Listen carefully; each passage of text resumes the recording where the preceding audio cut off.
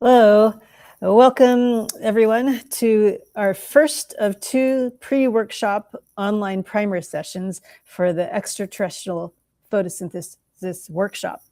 This workshop is organized under the auspices of the Nexus for Exoplanet System Science.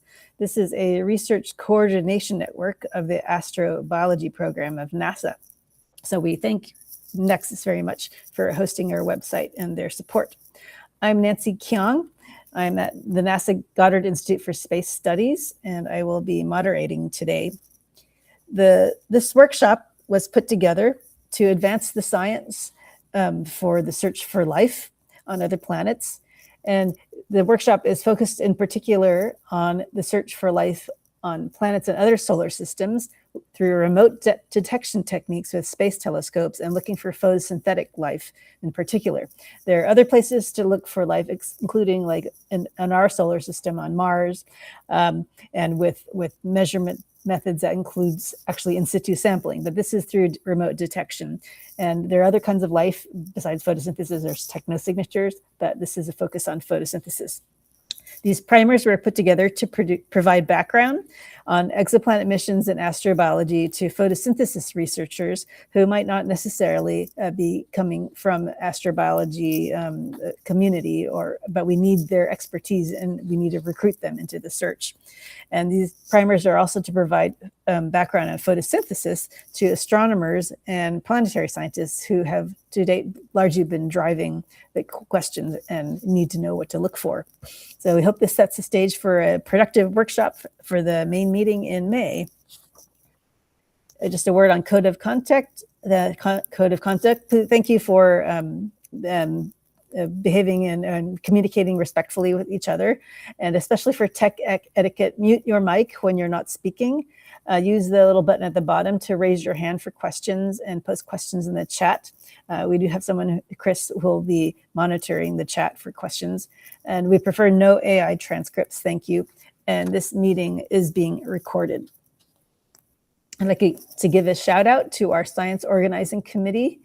They come from many different institutions and countries and many different fields. And a lot of us have been working on this workshop for over a year. So thank you very much to everyone. Also to the Agaron Institute, who's providing us support. Today, we'll be having science background presentations by the people pictured here. And also afterwards, that'll be about 40 minutes. And then afterwards, we'll have about 30 minutes of a group activity where you can all get your hands dirty thinking about life on exoplanets. Chris Gizriel will kindly be monitoring the chat. And we have speaking today, Avi Mandel. Eddie Schwieterman provided us a lot of slides. He couldn't speak today, but we thank Eddie a lot for the slides. Also speaking will be David Catling of the University of Washington and Taro Matsu of Osaka University. This primer aims to give you basic background on what it takes to measure properties of an exoplanet, the different methods, what makes a planet habitable, and how different could a planet look as it co-evolves with a biosphere through time. The next primer will go in the details of what is photosynthesis and what are signs of photosynthesis we could look for. Earth is our only known planet to harbor life. This is a shot of our planet from the EPIC instrument aboard the Discover satellite, which is positioned always to get a fully illuminated view of our planet. So this beautiful image has a lovely high spatial resolution, but we won't be able to get such high resolution for exoplanets and other solar systems because they'll be very, very far away. And Carl Sagan wondered about this back in 1990s when he asked the Voyager spacecraft be turned around to look back at Earth to see what we could see of Earth as an exoplanet. And we see that Earth is this lovely pale blue dot, which is because of Rayleigh scattering in our atmosphere. And the Cassini-Huygens mission also captured a similar picture back in 2013.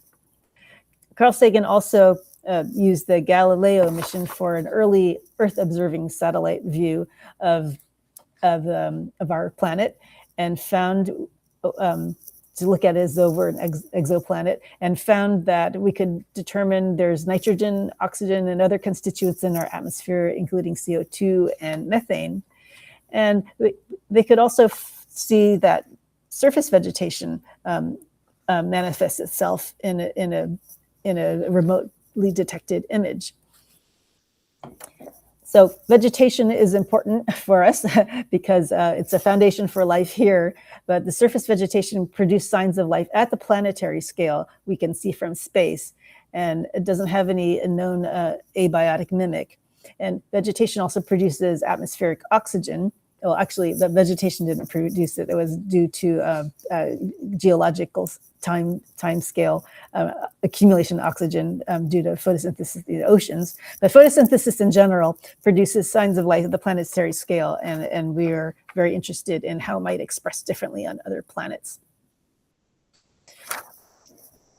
Currently, we are at a juncture of reassessing where we are with regard to the search for life and what to do in the next decade. So since Carl Sagan first saw his pale blue dot, there have been many strategic reports put out, decadal surveys by NASA and also by the National Academy of Sciences to assess the science at the time and to formulate the path for research in the next decade. So we're currently in our next decadal. The NASA Decadal Astrobiology Research and Exploration Strategy is currently underway, NASA DARES, where the NASA headquarters is soliciting input from the community to help formulate next research directions. So with regard to exoplanets and photosynthesis, where are we? Well, in the past decade, what we've seen, we've got 6,000 plus confirmed exoplanets since late last year. These are all confirmed orbiting other stars. Also, the James Webb Space Telescope launched and has been returning data from other planets. And the community is now in a fervent study phase for designing a next flagship mission, the Habitable Worlds Observatory, for getting back reflected light directly from planets for direct imaging. We call it direct imaging. In photosynthesis research, there have been a lot of developments with new chlorophylls that were previously discovered, and trying to understand how are they managing to operate in photosystems. These new chlorophylls have changed the textbooks on what was long held assumed about chlorophyll in photosynthesis, and they have different colors, but still doing the same process. So that will be covered in our next primer. Given that setting, I'd like to turn this now over to Avi to tell us how are we going to measure the properties of these planets. Great, thanks, Nancy. Can you hear me all right? Yes. Yeah, great, excellent. So as Nancy said, I'll start by giving the big overview here of how we measure properties of exoplanets, what we know today, the diversity of exoplanets, planet types, current and upcoming missions, and then thinking about the spectroscopy of Earth-like planets that we hope to get in the future. Next slide, Nancy. Great, so I want to just start with this slide, which really has us remember we only obtain a fragmented view of an exoplanet, much less than we might know about our solar system and especially about our own Earth. And so it's critical that we have this understanding of that we get robust constraints and we understand exactly what we know, but also we stay open-minded about the interpretation, because we really may find things that we don't expect out in the universe. Next slide. First, let's start with the different methods. So you can see that there are 5 different methods that we detect and constrain the properties of exoplanets. I won't go into detail. I don't have time for that, but you can ask questions if you need to. And what's important is that the methods on the left, radial velocity, astrometry, and gravitational microlensing, are only sensitive to a planet's mass and therefore can't sense the atmosphere or surface properties of a planet, while the methods on the right, transit photometry and spectroscopy, as well as chronographic direct imaging, are able to measure the atmospheric properties and surface properties in certain scenarios. Next slide. I'll go into more detail on each of these. Next slide. First, I want to start with an overview of where we are today in exoplanet discovery. You can see here a plot developed by the Kepler mission team, which is actually several years old, but really lays out very well the landscape. You can see that we have planet radius on the left in Earth radii, going from 1 all the way up to 40 Earth radii, and then orbital period on the bottom, where you can see Earth measured at 365 days and 1 Earth radius. You can see that we have this huge dominance of Earth to Neptune-sized planets at short orbital periods. And then you can see we're starting to see Jupiter-sized planets discovered by radial velocity and transit at the top. But if you lay on top of this, next slide, if you lay on top of this, the types of planets that we expect, you can see here that we have rocky planets at the bottom with lava worlds at the very short periods, ocean worlds and ice giants covering this middle regime, and these hot Jupiters and cold gas giants at the top. But this regime at the bottom, where we expect to have Earth-like planets at around 1 Earth insolation, around G-type stars, and then Neptune-like planets at larger distances, is really completely unexplored today, and that's what the next generation telescopes will give us. Next slide. This is the roadmap of NASA and ESA missions for exoplanet discovery and characterization as laid out today. You can see on the left the missions that are already flying or have flown. And on the bottom, you see the different science that each of these missions was designed and has the goal of accomplishing. So again, I can't go into each of these, but you can study them in more detail later. And then on the right, in the yellow, you can see the next generation of instruments. And so the main takeaway is mostly we have studied planets atmospheric. We've discovered exoplanets, and JWST is examining their atmospheres in transit, as I'll go into. But then the Habitable Worlds Observatory is it will be designed to directly image planets, and I'll go more into that in more detail, and discover exo-Earths and measure their abundances. Next slide. Okay, first, before we get into the actual ways that we measure atmospheric properties and surface properties, I want to revisit this idea of the vegetation red edge. So first, on the upper left, we have the electromagnetic spectrum laid out all the way from gamma rays all the way to radio. And you can see, of course, that we have the visible light right in the middle, spread it out between 400 and 800 nanometers, more or less, and then UV and infrared on either side. And the red edge on the bottom, you can see here, picks up right at around 7.7 microns or 700 nanometers. And there's a green bump at slightly shorter wavelengths, which gives, of course, vegetation its green color. You can see actual data of this laid out on the right with different types of vegetation and their reflectance, and then the pigment absorbance on the bottom. And so this will mark the type of signature that we're going to look for with future observatories. Next slide. So what's the methods that we actually use, or what can we use to actually measure these pigment reflectivities and emissivities and absorptions? So the key methods that we use are both reflected light imaging and spectroscopy, as well as thermal emission imaging and spectra. And so this figure that you see on the right is usually used for understanding energy balance in an atmosphere and surface, but it also really reflects how we measure flux from a planet and where it is sensitive to.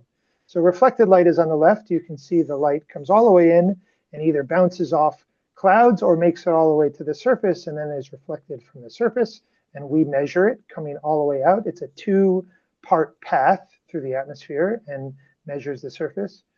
Versus thermal emission, which is emitted both from the atmosphere and clouds, but also, of course, from the surface, which then is emitted directly to space. And so both of these methods are measured at different parts of the electromagnetic spectrum. Reflected light more and near UV visible and near IR, while thermal emission for Earth-like planets is towards the mid-IR, 10 to 20 microns. And then finally, we have transmission spectra. If you could click forward once more.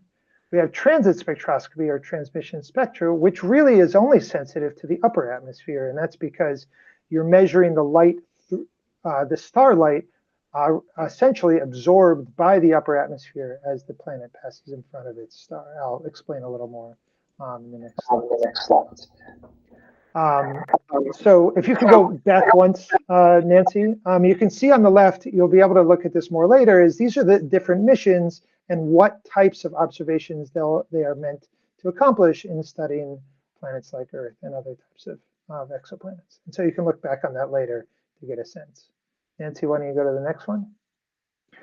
First, we'll start with transmission spectra. This method is not so sensitive to photosynthesis as we just talked about because it measures light passing through the upper atmosphere of an exoplanet, but it is the method that we mostly use today with James Webb Space Telescope and other similar telescopes to examine the atmospheres of exoplanets.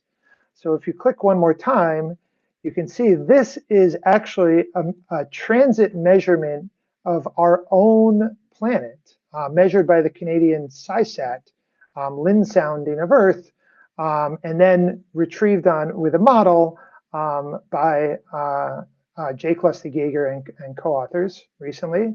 And you can see it stretches all the way from around 2 microns all the way up to 14 microns. And you can see marked all of the different molecules that are measured absorbing in the atmosphere. On the left is actually the effective transit altitude, aka how much that molecule is optically thick in the atmosphere around the planet.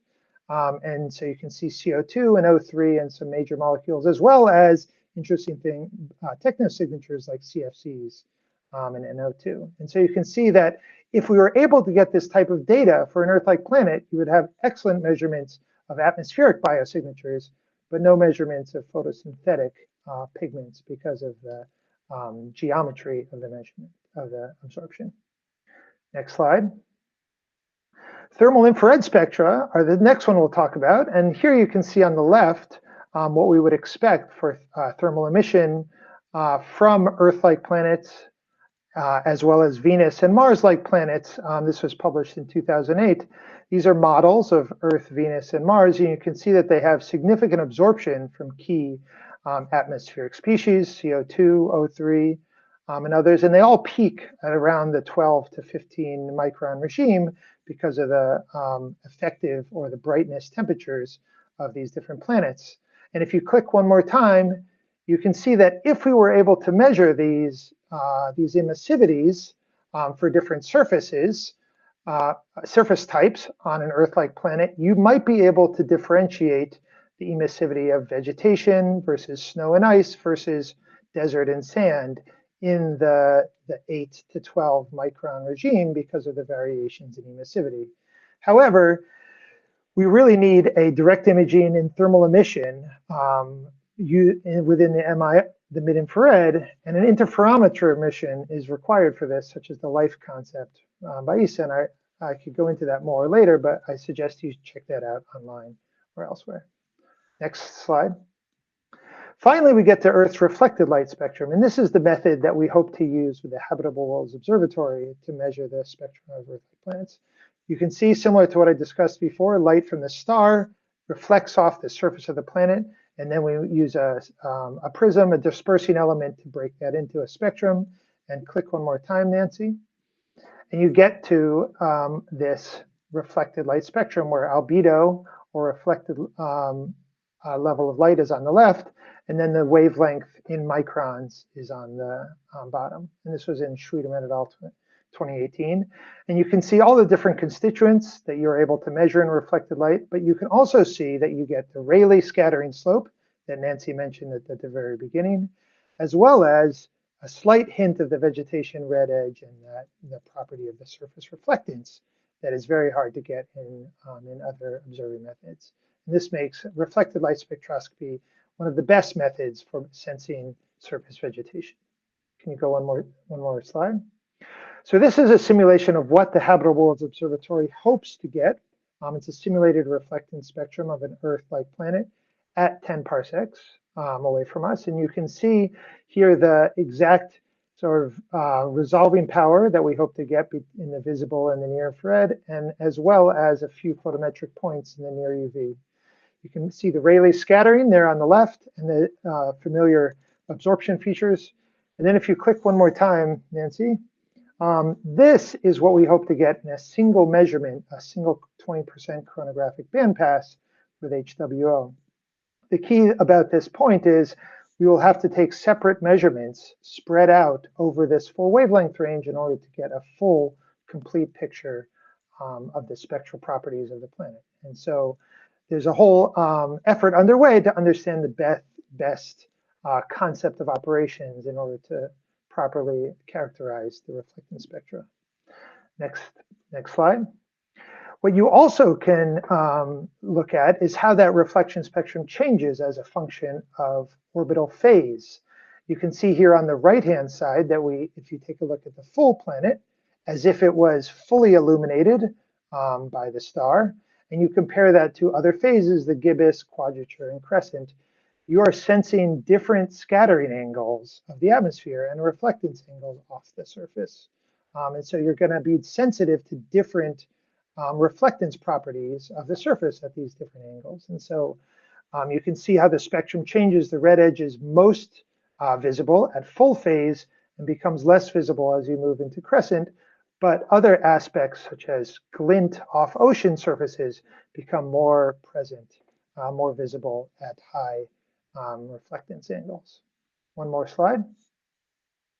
So finally, we get to this idea of actually taking multi-phase mapping of a planet. And here, if you watch the planet as it moves, you can disentangle the different surface features by essentially decomposing your spectrum based on each spectral measurement, and therefore understanding whether you're seeing different surface reflectances of clouds or oceans or other things. And so please read these references. You can see Cowan and Fuji et al., as well as Jake Lustig-Yager and Robinson. So that's the end of my overview. Go back to the slides, and I'm happy to answer more questions if you have them going forward. Thanks. Thank you, Avi. On that note, looking at a planet with water, we will move on to David Catling talking about what is a habitable planet. Okay, you can hear me? Yes? Yes, thank you. Okay, so this is hopefully pretty short. I'm going to talk about what is planetary habitability, the habitable zone, and beyond that, what actually is a habitable planet, and then finally some other factors. If the planet is actually inhabited, it might be certainly a lot more than the habitable zone. So next slide. So there are various definitions in the literature of what planetary habitability is, and here's just some of them. It's not exhaustive, but some people, like for example Charles Cockel, has defined habitability as conditions that can just support one known organism. But when we talk about a whole planet, there are very broad definitions, like the one at the top from Stephen Kane, just an environment capable of sustaining life, or something more specific, such as habitable conditions over some part of a planet or within its interior over geological timescales, the second one. But I think when you're talking about looking at a planet's atmosphere across interstellar distances, you're really talking about something that's observable on the surface. And for life as we know it, that means liquid water at the surface in what we call the circumstellar habitable zone. Next slide. So the conventional definition of a habitable planet, exoplanet, is one that possesses liquid water, which has many roles. And if you look in this reference from Torriehola, it goes into lots of detail about water as a polar solvent and how it assists in things like hydrogen bonding, the hydrophobic effect, which allows membranes to spontaneously come into existence, how it plays a role in the synthesis and degradations, hydrolysis of various molecules, and so on. So other requirements for life, next forward, include the biogenic elements that make up most of a cell, the CHNOPS elements, and energy sources, and people also talk about whether some form of tectonics or some kind of form of volatile recycling, some kind of shelter from certain radiation is necessary. So it's more than just liquid water on its surface. I think this is recognized. It's just that this is where we start. Next slide. And beyond surface habitability, which is essentially liquid water in the distance from a star being not too hot, not too cold, there are many intrinsic planetary properties that may or may not count. We tend to think of the planets that we're interested in being rocky. There's a debate about whether something that's entirely covered with water would be habitable, given the necessity for nutrients from weathering. There's the necessity of an atmosphere to keep a planet habitable through its greenhouse gases, but that's also modulated by what the background non-condensing gases are, how much nitrogen is there, also affects the greenhouse effect through collisions. The active volcanism to maintain that atmosphere, that otherwise it might be lost in various geochemical ways or for a small planet to space. And this feeds into other factors that will be summarized a bit later. So it's on the left, we see stellar fluxes as on the x-axis, and then that determines whether certain gases are predominant or stable in the temperature regime. But it's not just a function of stellar distance, because if you had a Jupiter at 1 AU, that would be completely different from the kind of planet that we think is habitable with liquid water on its surface. Next slide. The habitable zone itself is defined in different ways. So on the right here, you can see between the yellow line and the blue line what we might call a conservative habitable zone, where the inner edge here is set by the runaway greenhouse effect, which is when a planet is so close to the sun that it receives such a flux that basically all of the water turns into vapor and blocks the infrared coming from the surface, and that then ends up in a bad situation where it gets hotter and hotter, and the surface actually melts through the runaway phase, and the water gets lost, and then it ends up something like Venus. And then on the blue line, that's maximum greenhouse.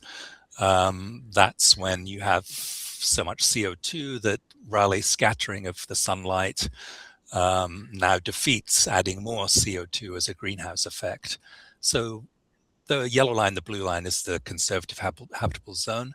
But if you think more empirically, some people argue that Venus was habitable perhaps up until 1 billion years ago. That's one end member for Venus. That's called the recent Venus line that you see on the red there, or that early Mars counts as a habitable planet. And that's the early Mars line, which widens the habitable zone. But this is also a function of the star that you're around. So on the left and the y-axis, we see the stellar types, our own type of star, G star, and then hotter stars, bigger stars, F stars, and below that, K stars and M stars, and red or M dwarfs, red dwarfs. So what the habitable zone is depends upon these assumptions about what planetary evolution allows for habitability. Next. And actually, in the conventional habitable zone, it's really very Earth-like and depends on having a CO2, water vapor greenhouse effect that's modulated by what we call the carbonate silicate cycle, the geological carbon cycle, where if it's really hot, there's a lot of hydrology going on, rainfall, so the CO2 reacts with surface rocks or the seafloor and gets removed and moderated. But if it's cooler and the hydrological cycle and kinetics is damped down, then CO2 will build up from outgassing. And so in the habitable zone, this should result in carbon dioxide on the green line here increasing as we go through the habitable zone. But at the edges, next, it will break with the runaway greenhouse on the inner edge, and next it will break at the outer edge with the so-called maximum greenhouse, or possibly condensation. And in our own solar system, we think of Venus and Mars as sort of representing those edges. Some people have suggested that you could look for this trend, this CO2 trend in a habitable zone in the future. But when you try and model a carbonate silicate cycle, there are so many variables in it that you can get a lot of scatter instead of a nice smooth green line as shown here. So it may be a lot more difficult than we think. Next. And the other thing about the spectral type of the star is that the stellar output of these stars is quite different, the spectra. Next. So if you look at the sun, that's the orange line, which is peaking in the visible. But if you go to the small M-dwarf stars, like the green and purple here, their Veen peak in the black body curve is out in the near infrared. And for something like photosynthesis or something that relies on electronic transitions to work, this could be important. In addition, if you're around an M-dwarf star, then you have to be close to it because it's very faint and you'll be tidally locked. So one face will face the star, just like the moon. We only see one face of the moon. Next. This diagram is called Planets Are Hard.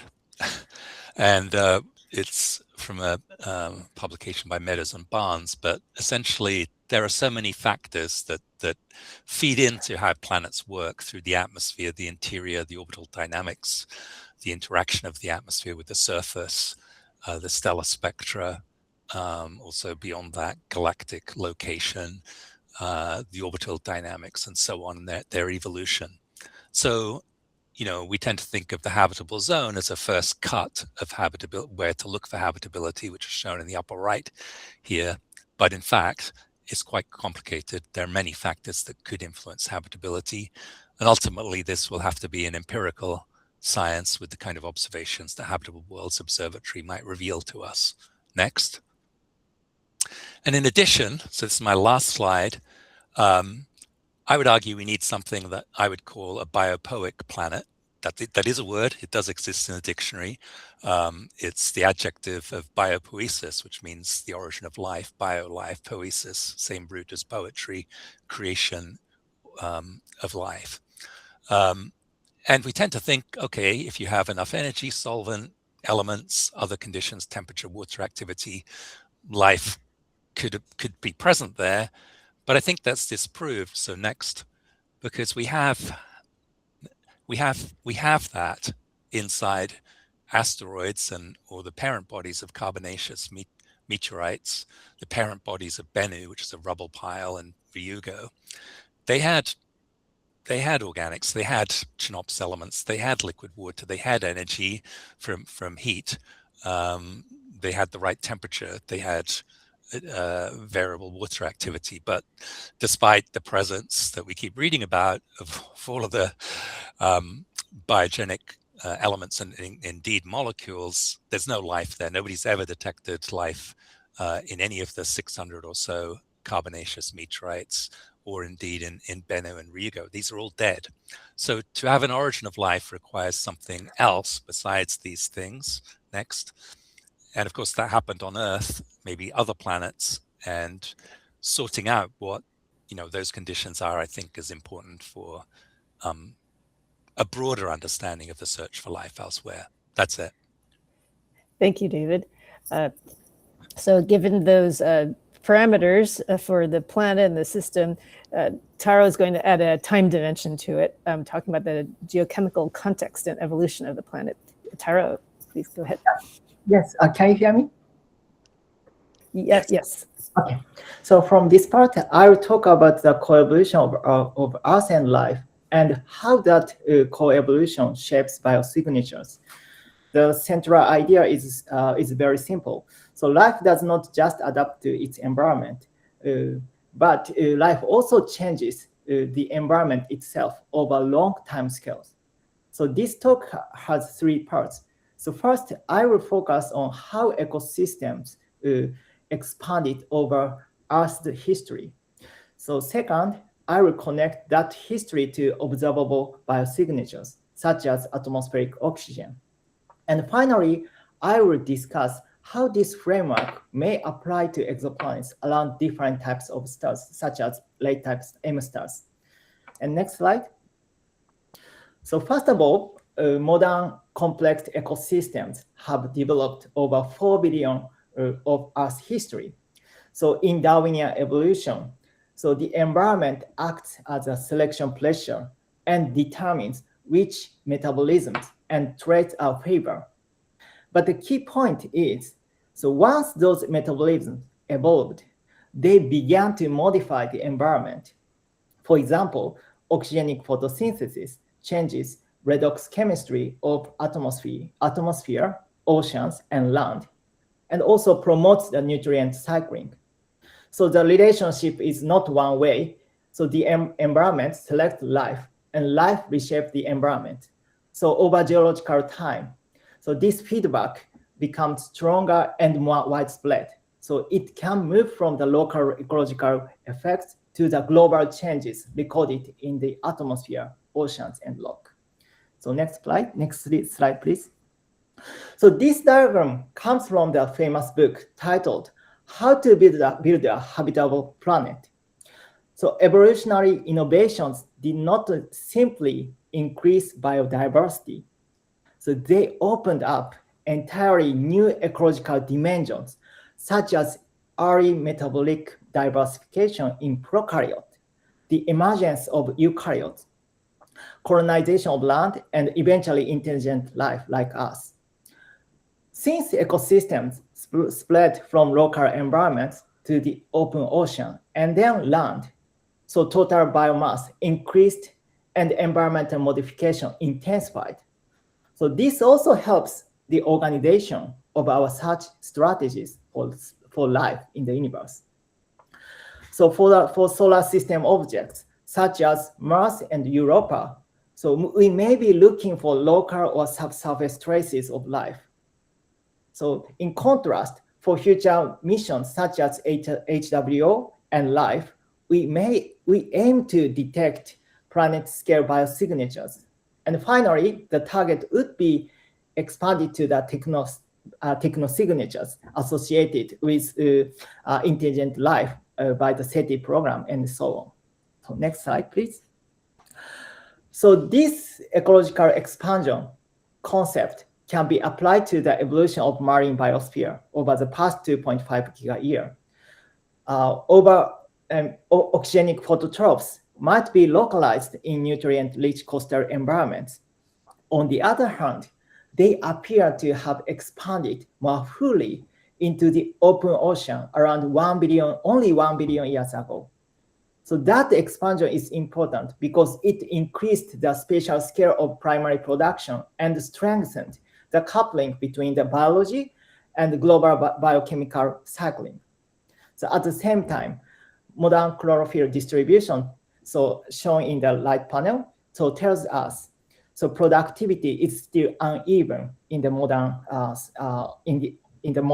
surface environment. So modern marine primary production is concentrated in continental shelves and upwelling zones where nutrients are abundant. So ecosystem expansion does not mean uniform productivity on the surface. So next slide, please. So the expansion of ecosystem could be connected to biosignature on exoplanet. On the early Earth, life existed long before oxygen in the atmosphere accumulated to detectable levels. So as you know, the Great Oxidation Event, GOE, 2.4 giga-year ago, marked a major transition. But even after that, the oxygen concentration in the atmosphere was relatively low over the Proterozoic era. So only later, so with ecological rise of algae and then land plants, so oxygen-rich conditions are familiar. So when we observe an exoplanet, so we need to remember that it may be in a transitional stage of coevolution. So even though a planet may host life, weak oxygen signatures possibly show. Next slide, please. So based on this background, so Rubo's study suggests the Archean Earth may have appeared as a pale orange dot induced by the blue light absorption by a hydrocarbon haze in the methane-rich atmospheric chemistry.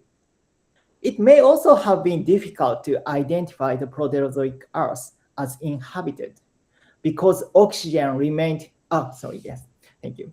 remained too low for an obvious spectral signature. And next, click, yes. And then for the present, even for the present Earth, the most robust and planet-scale biosignatures are oxygen and the vegetation red edge. So this means we should not rely on any single molecule and signature. Instead, we need to interpret biosignatures in context, including planetary age, atmospheric chemistry, and surface properties. So next slide, please. So finally, the host star itself may act as a major selection pressure. For example, M stars are much fainter than our Earth, our Sun. So their habitable zones are located very close to the host star, as introduced by David.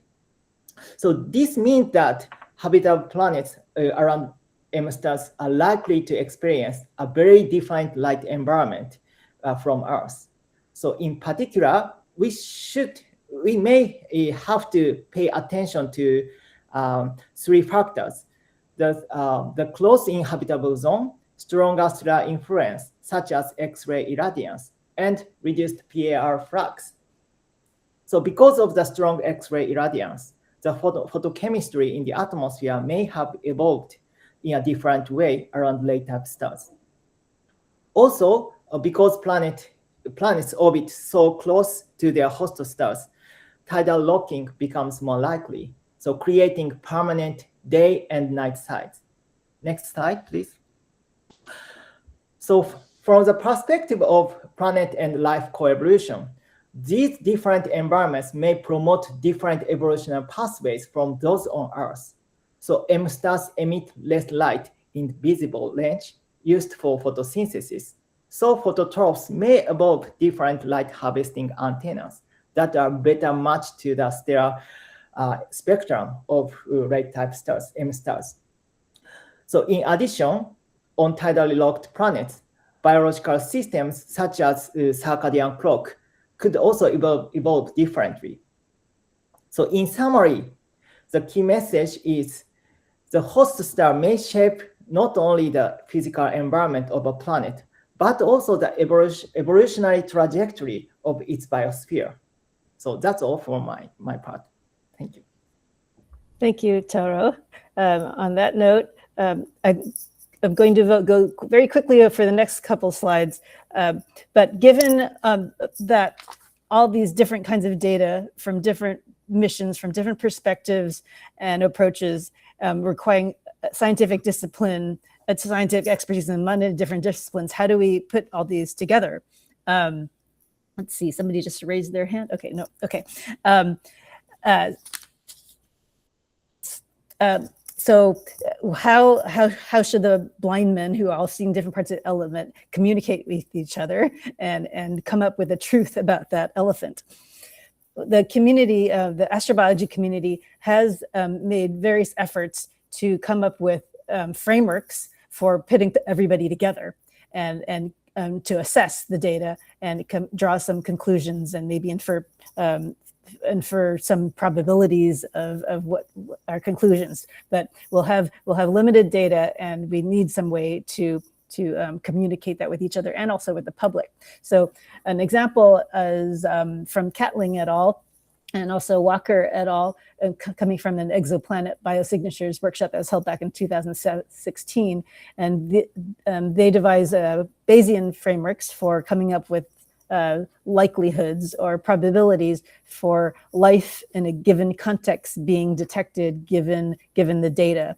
And this little flow chart here, the yellow arrows indicate maybe what might be a ideal path of observation and analysis, where you go characterize a star, you characterize a planet, you look for biosignatures in the data and check for false positive.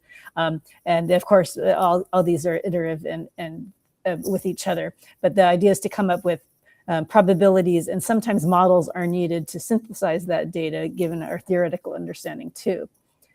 There was also a community workshop to try to come up with standards for vetting evidence for life detection also, to make sure people don't jump the gun and make an announcement without having properly vetted everything.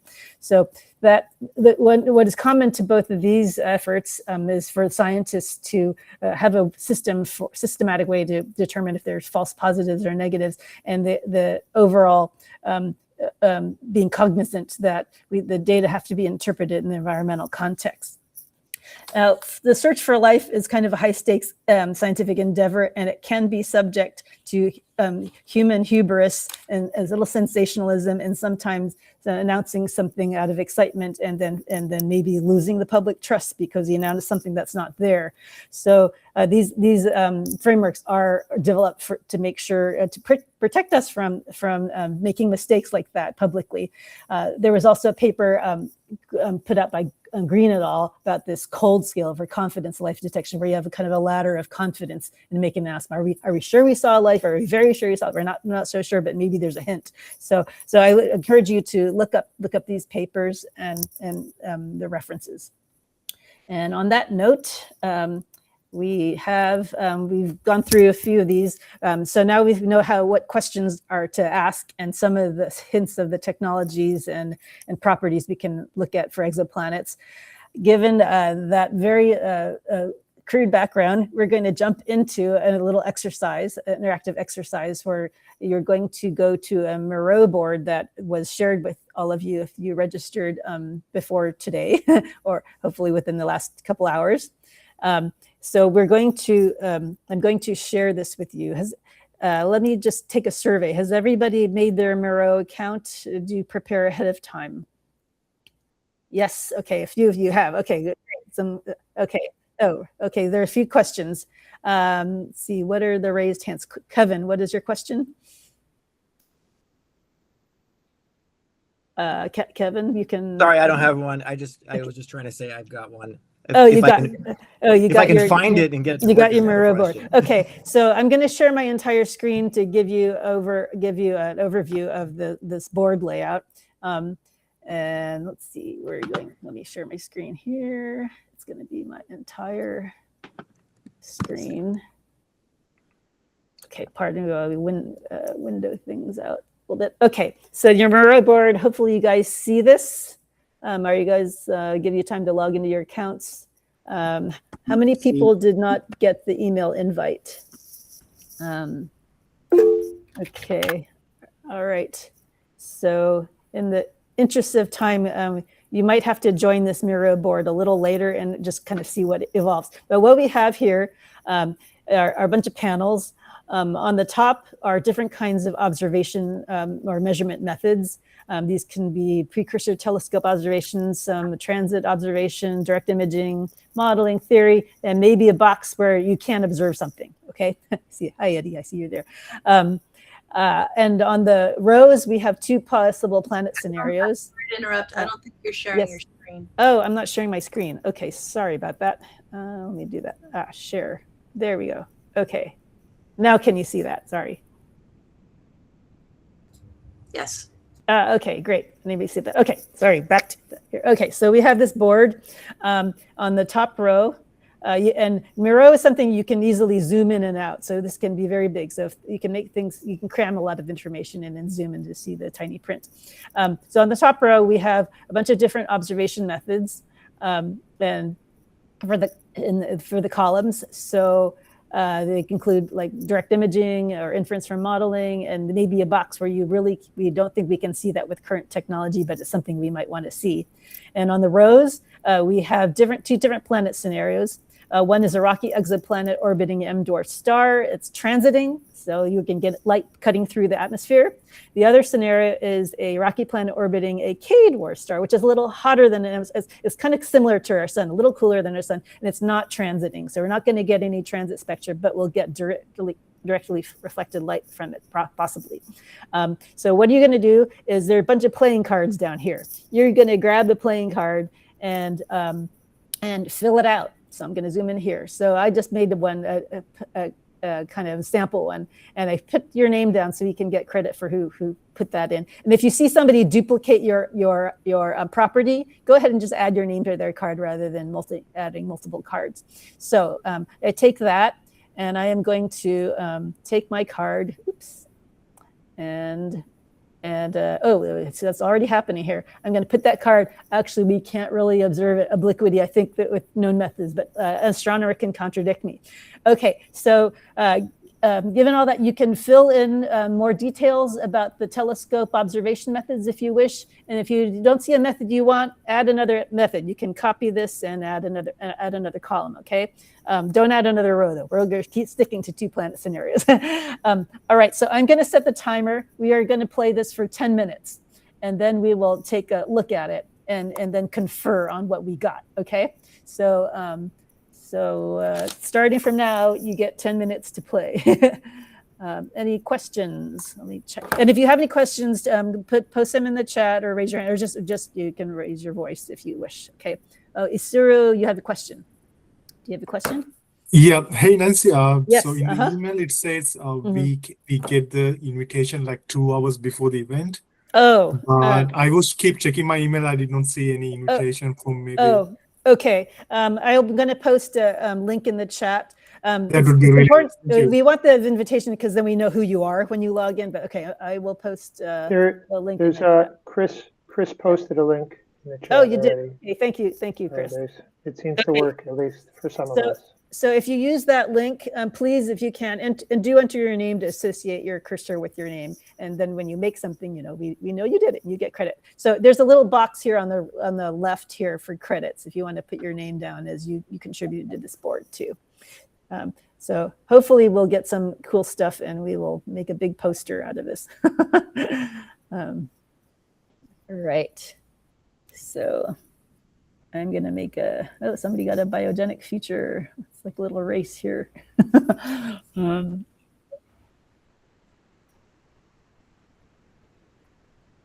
Reactive redox cycles. And if you wish, you can change the font size inside your card.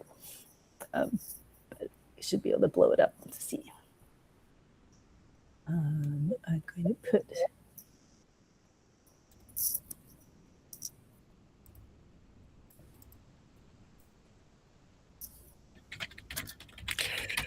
atmospheric properties. Yep, let me set the timer.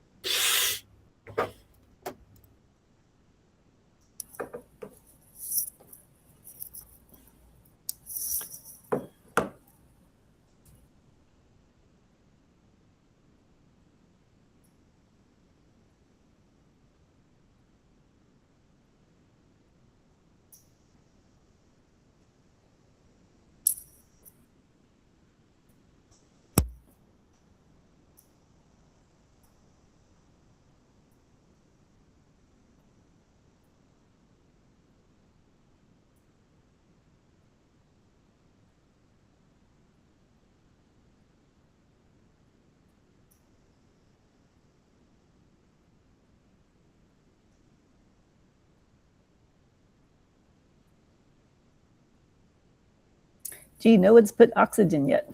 That's too easy. There we go. Thank you, Elisabetta. Grazie.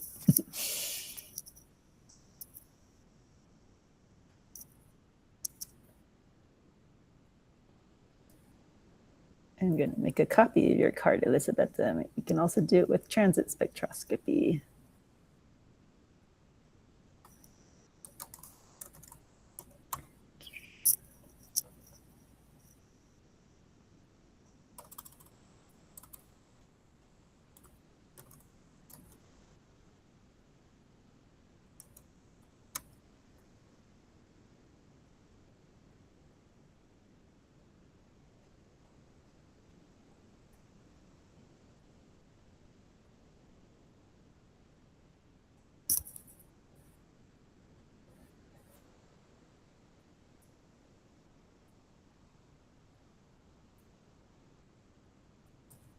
You're running out of cards. Make some more.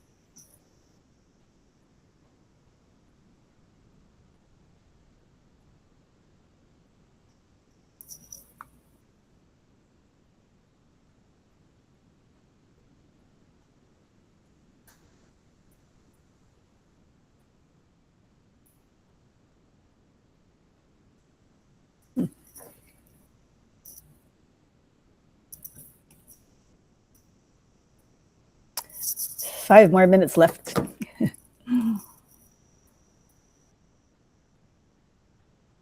Oh, Kevin, you didn't get the, you should have. Okay. Kevin, did you get the link? I got it from Chris in the chat. Oh, okay. That's weird. Okay, some people got it. Well, I don't know. Maybe it went to your spam. Isuru, did you have, are you in okay now? Yes, Yeah, great. doing good. Okay, okay, great. Awesome.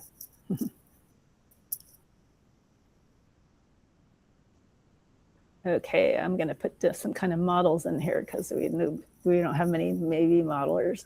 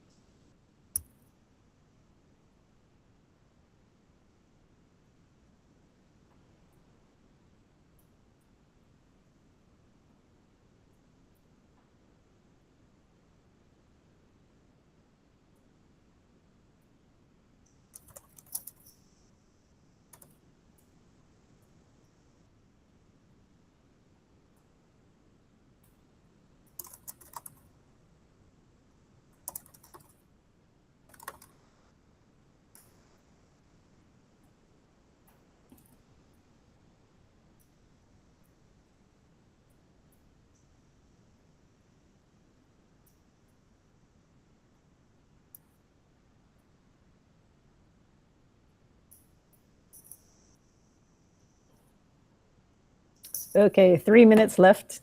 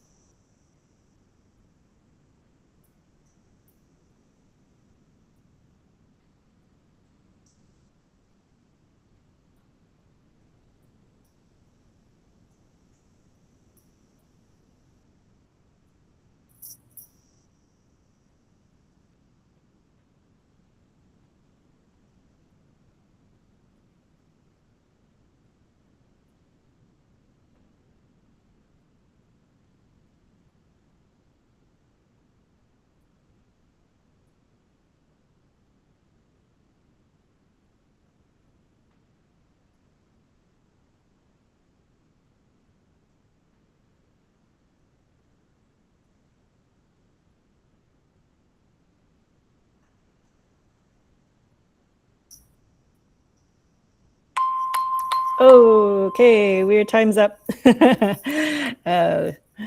Thank you, everyone. So you can keep on going, but I'd like us to now take a look at what we've got. I'm going to actually go by the look at the transit box first, or if anybody cares to say so. So now take a look back and so first, Nancy, I think you had a little riddle or a trick here. Yeah. Because you said the K star is non-transiting. And you yes. included transits and eclipses. Exactly. Yes. So we're going to do a little assessment. I think okay. So precursor telescope observations. We didn't go into the methods so much for stellar properties. So let's look at the transit, since Avi covered that. So we have here, Avi, you want to call out one you think is not in the right box? This one. Okay, I see one. So this one could not be observed. Vegetation red edge could not be observed with the transit method. So Elizabeth, I'm going to move your vegetation red edge over to the next box here. Okay. And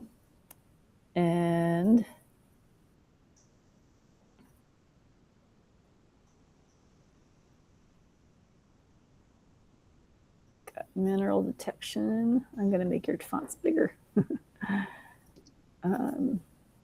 All right, everybody's engrossed in the play.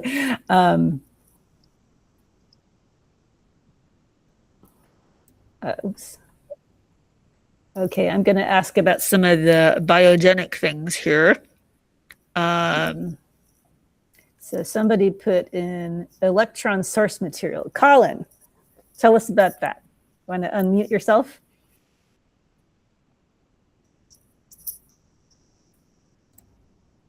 Are you there? Yes, sorry about that. No, tell us about this. Electron source material. Tell us more about that. Oh, I just meant, water versus hydrogen sulfide versus if we've got non-oxygenic photosynthesis, are we using something that has hydrogen on it that's easier to access than water potentially? Okay, and why did you put it in the inference from modeling box? Because I was looking for the correct box for it and then the timer went off. Oh, okay.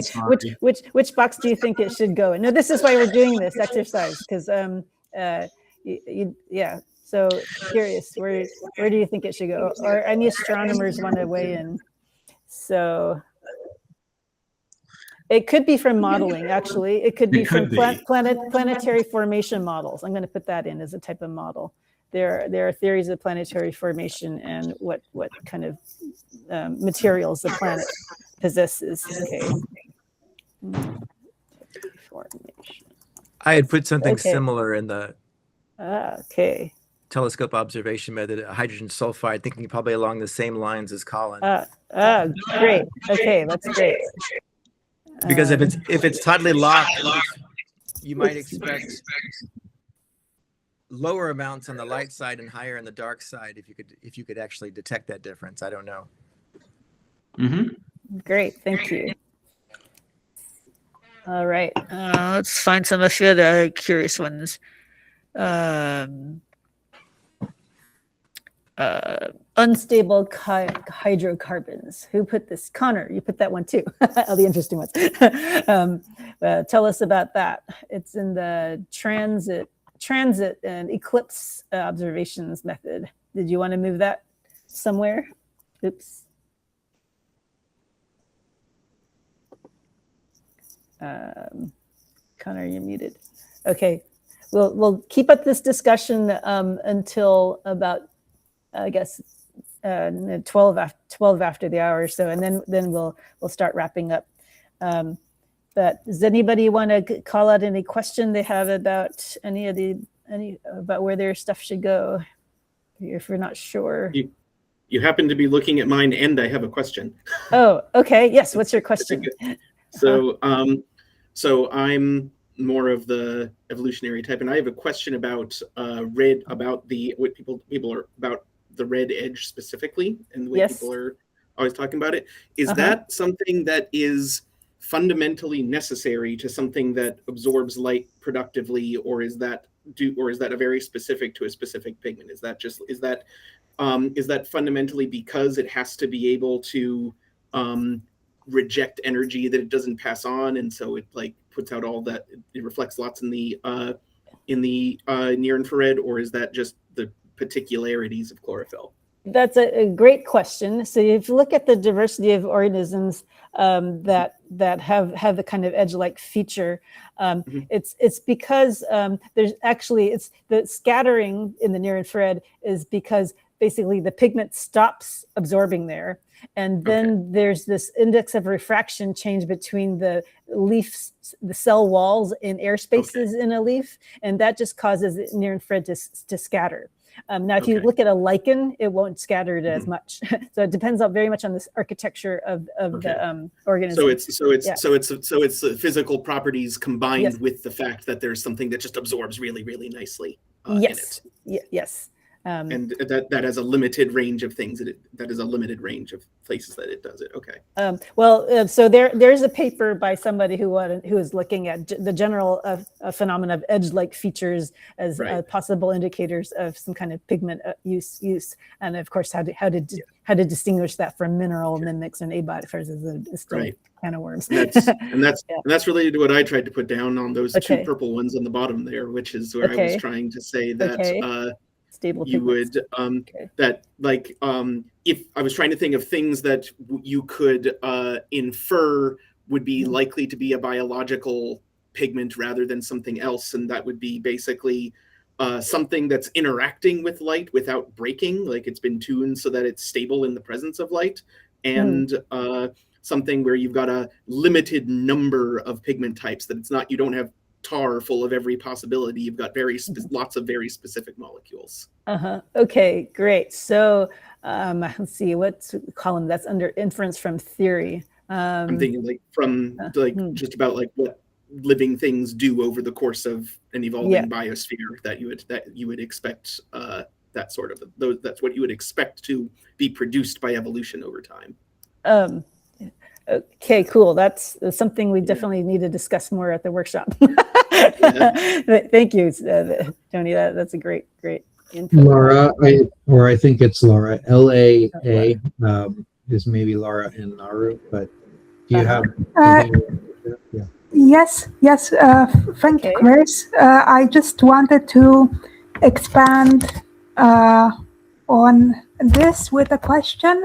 I was wondering if the red edge detection, as currently studied, considers the possibility that on around different stars, the pigments might evolve to use different wavelengths of light, including some which might not be in use here, like maybe even more red-shifted than we currently have here, or maybe more blue-shifted in the ultraviolet. Definitely, great observation. And Taro actually touched on that on his last slide about the stellar properties, the stellar spectrum causing evolutionary pressure on the pigment absorbance. So go ahead. Did you put in a box there for, say, pigment features in other wavelengths? I did not. Oh, go ahead and make one and put that in there, and we'll see. I would not know in what box to put it, but I will try. You can put it in one, and the astronomers will move it to the right one. Okay. All right, great. Because we want to know, you want to see that. So the astronomers don't necessarily know what we need to look for, and you don't know how we're going to look for it. So that's why this is this iterative process. Okay, we're going to have another minute of play, and then I think we're going to go back to the Google Meet and kind of wrap up here. Okay. One more minute, and I'll put the timer on that. I have one quick question, if there's time for it. Yes, please. Have there been studies that look at the breakdown products of these biosignatures, as in breakdowns over the time scale? So the Mars people, that Mars community, they look a lot at fossil evidence of life and the preservation of biomolecules in the that have been degraded over time. So that's something that's unexplored for exoplanet biosignatures yet. We're still kind of primitive, thinking only about the vegetation red edge and maybe archaea and rhodopsins too, bacterial chlorophylls and living things, but not at fossil or degraded signatures. So that's something worth thinking about, and I hope we there's a current community looking at hyperspectral observations of the Earth with Earth observing satellites, and a lot of the work is going into determining, what's dead vegetation versus living, because they have to do that in order to determine characterizes what's the surface cover. So this is something maybe we need to think about more in astrobiology. But great stuff. So then, Yes. Are these also focused on the atmospheric breakdown products of biosignatures, or just the biomolecules on the surface? So ozone is an atmospheric breakdown of O2. So that's one. But yes, secondary compounds, definitely, sulfur compounds, et cetera. Those all can be possible secondary biosignatures, definitely worth thinking of. So if you have an idea of a breakdown product you want to stick in an atmospheric observation, please go put a card in. Right, yeah. Now, just looking at the atmospheric technosignatures like CFC, that's something clicked to me that maybe could have a breakdown. Oh yeah, CFCs, right. Technosignatures, that's another, yeah. Go ahead and put it in, who knows if it'll, stuff from solar panels could be qualified as photosynthesis maybe. Okay, I don't want people to go over time, so we are at a minute. So let's all go back to the Google Meet now. Can we let Elizabeth make a comment real quick? Yeah, yes, please, Elizabeth. Yeah, just a quick question, because I put a box in the, let's say, unknown method, because I was wondering whether there is a method for like identifying plate tectonics or like secondary magma. I don't know. They probably come from theory. You can put under the modeling paper, maybe. Okay. Modeling panel. Yeah, probably from theory and modeling. Okay, we are at time, so let's go to back to the Google Meet. Thank you, everyone. Here we are. Okay, thank you. I'll share my slides here. So thank you all. I hope that was a somewhat useful and fun exercise, and shows there's a lot of stuff we certainly didn't cover yet, but it gets you questioning what you can look for. You're welcome to continue playing the board over the next, after this meeting, and hopefully we will freeze it by the time of the in-person meeting and have something that looks. It'll probably morph into something new then. But thank you for the contributions. Do add your names to the credits list on the left box there. Just in closing, I want to point to you. You can get these from the slides later. That these are some resources if you're new to astrobiology. There was a special issue that has a bunch of review papers that it's good to look at.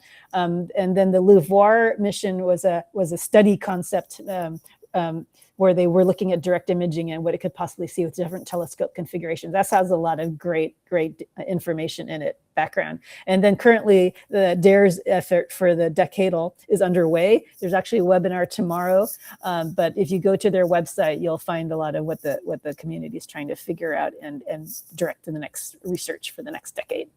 And with that, hope you'll join the next primer in a couple of weeks on photosynthesis.